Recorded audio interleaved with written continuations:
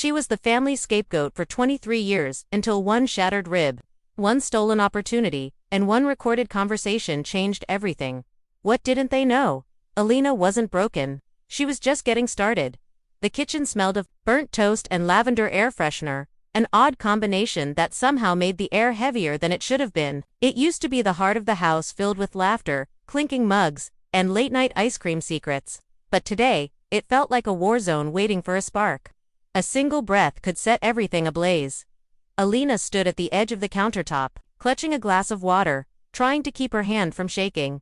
She had come in for something simple, something mundane. Hydration, peace. But now, the air was laced with tension so sharp it felt like walking through barbed wire. Across from her stood Vanessa, red-faced, fists balled at her sides. Her eyes were wide, dark, and vibrating with fury.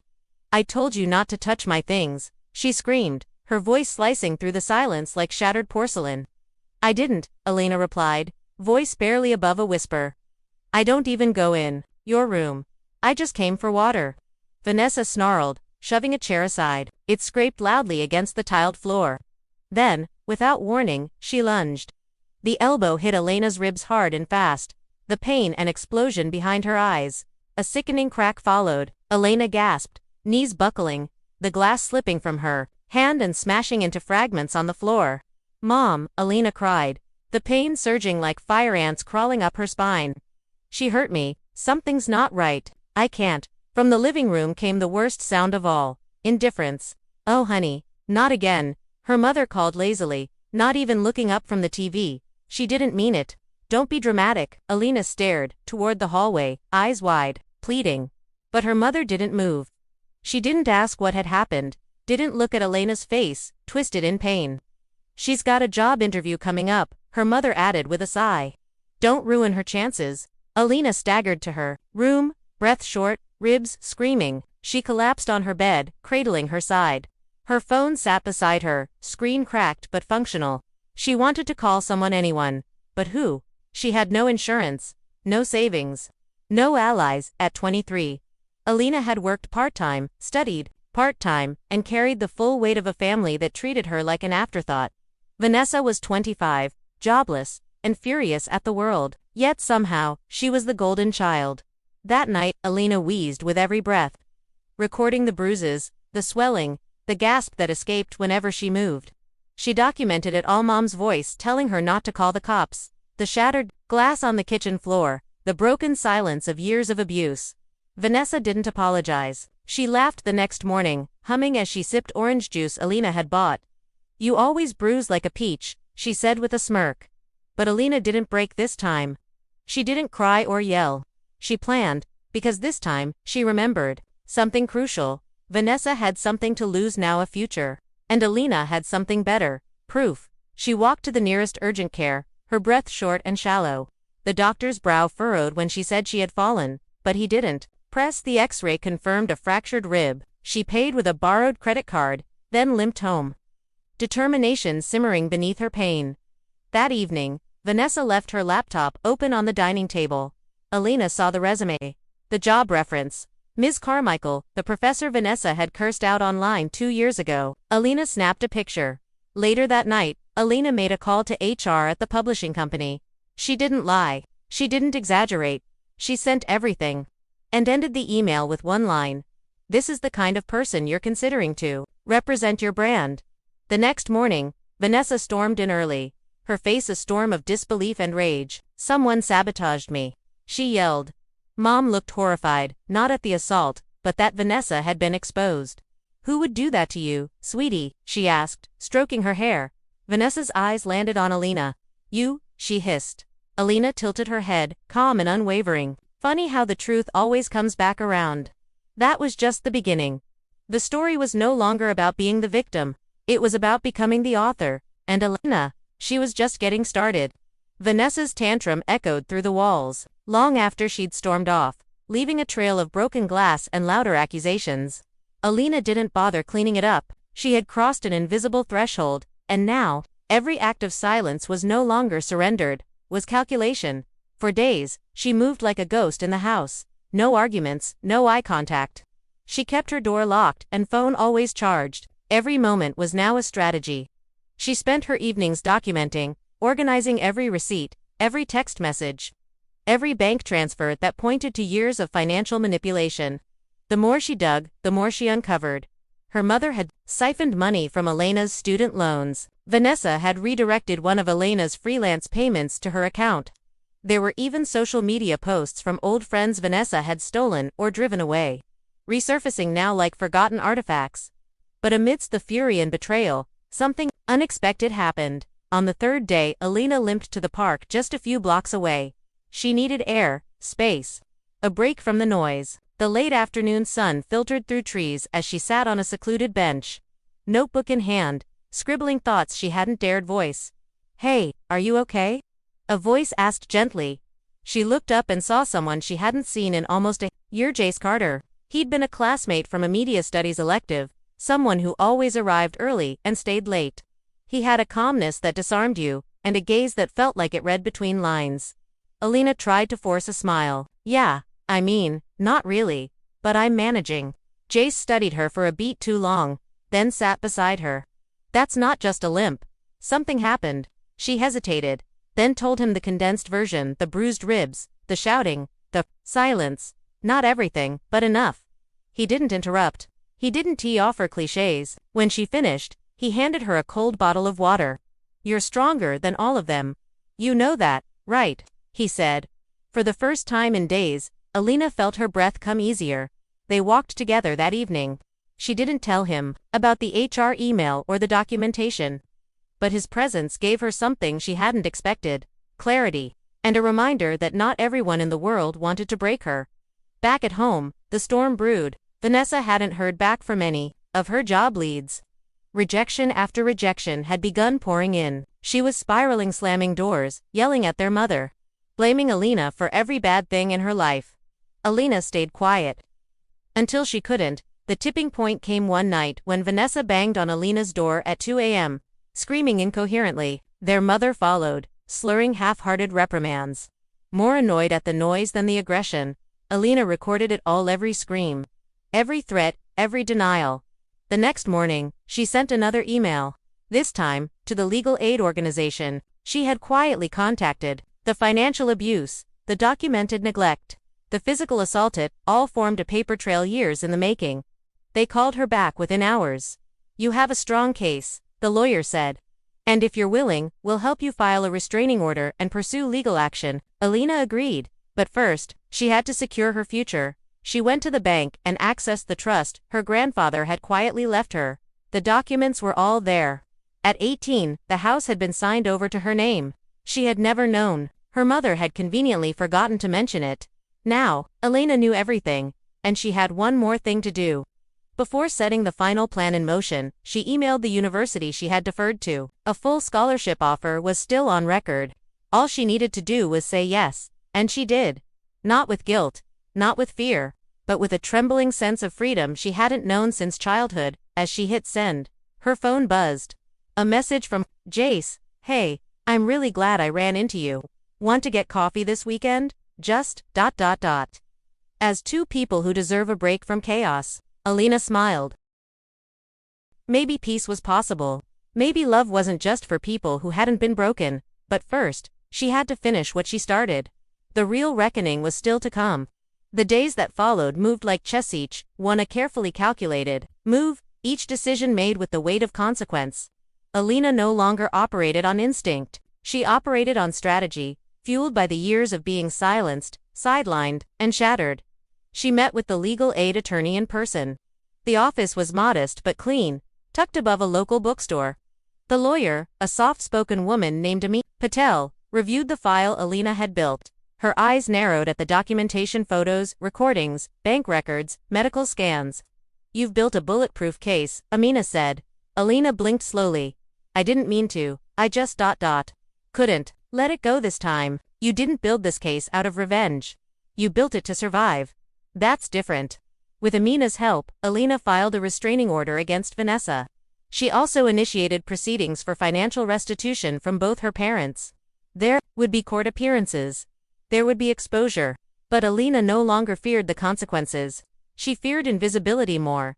Meanwhile, the tension at home reached a crescendo. Vanessa's rage became unpredictable, her moods swinging like a pendulum. One minute, she was weeping on the couch. Next, she was slamming doors and blaming Elena for destroying her life. Their mother tried to play mediator. But her bias remained loud and clear. "This family is falling apart because you can't let go of one mistake," she scolded Elena. "One mistake," Elena replied calmly. "She fractured my rib. She hijacked my paychecks. And you covered for her. This isn't about one mistake. It's about years." Vanessa was losing control. Word had spread in her industry. Her email inbox was a wasteland of rejections. The professor she had cursed out had responded to the company HR's inquiry with a damning assessment of her behavior. The fallout was thorough, relentless. Still, Elena waited for the right moment. It came one evening when Vanessa burst into her room again, this time more desperate than angry. Her voice cracked. "Please ... help me fix this. Just tell them it was a misunderstanding. I'll do anything." Elena stared at her for a long, heavy beat. "You want me to lie for you? Again?" Vanessa dropped to her knees. "You don't get it. I'm nothing without this job. Without mom and dad, without someone to use," Elena finished. "I'll change, I swear." Elena stepped back. "Then start by leaving." Vanessa screamed and lunged. Elena dodged and hit the speed dial on her phone. The police arrived within minutes. The restraining order had been pre-approved. Vanessa was removed that night. Their mother was in shock. Their father was silent as always. Elena had no words left for either of them. Instead, she left a file on the kitchen counter, the same one she'd submitted to the court. Then she packed a small suitcase and walked out. Jace was waiting in his car. Outside the bookstore, he hadn't asked for explanations. He only asked if she needed help. Elena climbed in and leaned her head against the window, feeling the weight of every silence she had ever swallowed. "Is this your escape?" Jace asked gently. "No," she whispered. "This is my beginning." A week passed. The house was served official notice, Lona's legal ownership validated, uncontested. Her parents were given 30 days to vacate. Her father tried calling once. She didn't answer. Her mother sent a single text. "You've ruined your sister's life." Elena replied. "She ruined mine first. I just stopped pretending it was okay." At the university, her return was quiet but welcomed. She moved into a small dorm room and began classes. Her professors remembered her name. Her peers slowly began to recognize her presence. But it was in her art studio, converted from an old campus storage room, that Elena truly breathed. There, she painted the bruises. She sculpted silence. She turned rage into color, grief into motion. Her portfolio was soon accepted by a prominent online gallery. And Jace, he became a regular figure in her life, not as a savior, but as an anchor. He never pried. He never tried to fix her. He simply stood beside her while she fixed herself. One night, after a gallery showing, he reached for her hand. "You're not what they made you out to be," he said. "No," Elena replied. "I never was." But just when Elena began to believe in the future again, something arrived in her inbox. An anonymous message. "We know what you did. You'll regret it." Attached was a screenshot of a private conversation she had with Amina. Someone had been watching. Elena stared at the email on her screen. Her pulse, a slow drumbeat in her ears. The anonymous message wasn't just a threat. It was personal. Someone had gained access to her private conversation with Amina, information that had only existed in encrypted communication. She forwarded the message to Amina and changed every password she had.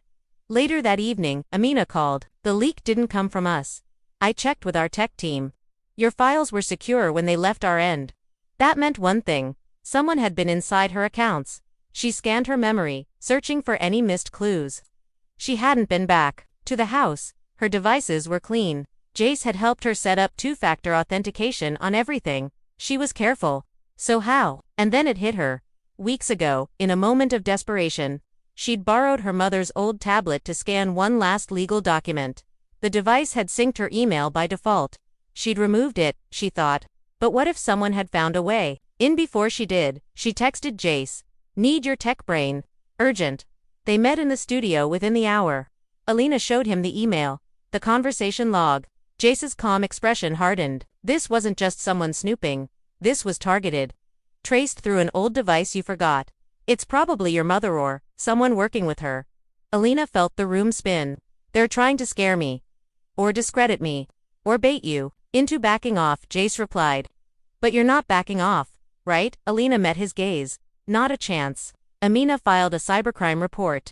Alina filed for a court injunction, but things escalated faster than expected. Someone began posting from fake accounts, accusing Alina of being unstable, vindictive, and manipulative. Comments appeared on her gallery site. Then her university inbox began filling with anonymous complaints. Alina knew the signs of sabotage. But this wasn't just from Vanessa or her parents. Someone else had joined the game. She traced one IP address to a location she hadn't expected. Her old high school classmate, Chelsea Briggs' old best friend, someone Alina hadn't spoken to in years. Why would Chelsea be involved? Alina asked Amina to dig. The results came back 2 days later. Chelsea was in a relationship with Vanessa, and she worked in a law firm. That was how they'd gotten access to her legal files. That was how they'd tried to destroy her credibility. The betrayal cut deeper than the rib ever had. Alina didn't flinch. Instead, she fought smarter. She scheduled a press meeting through her university's student newspaper. She shared her story, carefully, factually. She included the evidence of abuse, the legal validation, and the cyber harassment. She didn't name names. She didn't need to. By the time the article was published, it had already gone viral within her city's university network. The public sentiment leaned heavily in her favor, and then something shifted. An anonymous tipster reached out, someone claiming to have worked briefly at Chelsea's law firm. They provided screenshots, emails showing Chelsea had accessed Elena's case files illegally, without clearance. Amina filed a formal complaint. Chelsea was suspended. Vanessa went silent, and then, out of nowhere, Alina received a letter. It was from her father. The handwriting was unmistakable. It was brief. I'm sorry, not for her, not for your mother, for myself, for watching you suffer and never saying a word. If you ever want to speak, I'll be here, but I understand if you never do. Alina stared at the letter for a long time. She didn't cry. She didn't reply. She simply folded it and placed it in her drawer. Beside the court documents and the restraining order, Alina walked across the stage, wearing her grandmother's necklace, her spine straight, her name announced without hesitation. In the crowd, Jace stood beside her new friends, people who had chosen her not because they had to, but because they saw her. As she stepped off the stage, her phone buzzed. A message from an unknown number. So that's it. You win. Alina smiled. No, she replied. I heal. The house became a sanctuary. She turned it into a cope space for young artists. Her studio expanded. Her art got featured in regional magazines. Jace moved in, not as a rescue, but as an equal. Vanessa faded into the background, a footnote in Elena's journey. Her parents moved out of state. Chelsea lost her license. The lies collapsed. The silence ended, and Alina thrived, because for once, she wasn't just surviving, she was free.